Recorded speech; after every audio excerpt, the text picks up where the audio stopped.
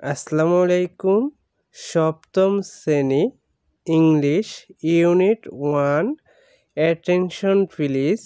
Attention please মানে মন দিয়ে শোনো। তো ইউনিট 1-এর আজকে আমরা এই যে এখানে আছে না lesson 1 in the classroom. In the classroom মানে শ্রেণীকক্ষে, লিসেন শুনো অ্যান্ড এবং সে বলো।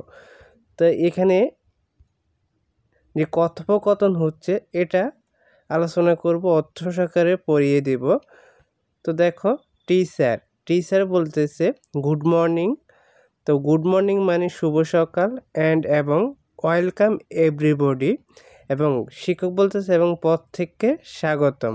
তাহলে এখানে কি হবে? গুড মর্নিং শুভ সকাল অ্যান্ড এবং ওয়েলকাম এভরিবডি পথ থেকে স্বাগতম।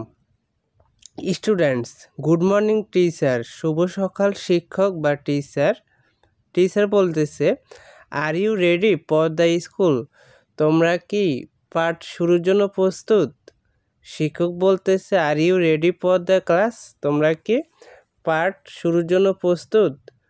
স্টুডেন্টস বলতেছে ইয়েস, হ্যাঁ টিচার। শিক্ষক হ্যাঁ শিক্ষক বা টিচার। তারপর টিচার বলতেছে have you got your new books, তোমরা কি তোমাদের নতুন বই পেয়েছ? স্টুডেন্টস ইয়েস, হ্যাঁ টিচার। হ্যাঁ শিক্ষক, উই হ্যাভ, আমরা পেয়েছি।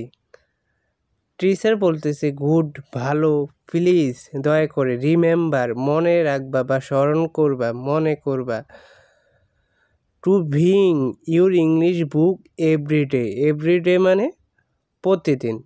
তাহলে এখানে অর্থ হবে দয়া করে প্রতিদিন তোমাদের ইংরেজি বই নিয়ে আসার কথা মনে রাখবে। দয়া করে তোমরা প্রতিদিন তোমাদের ইংরেজি বই নিয়ে আসার কথা মনে রাখবে।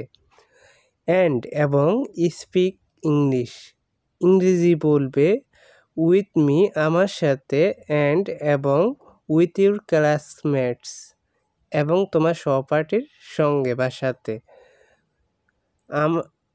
অ্যান্ড স্পিক ইংলিশ, তুমি ইংরেজি বলবে উইথ মি, আমার সাথে, অ্যান্ড এবং উইথ ইউর ক্লাসমেটস, তোমার সহপাঠীর সঙ্গে।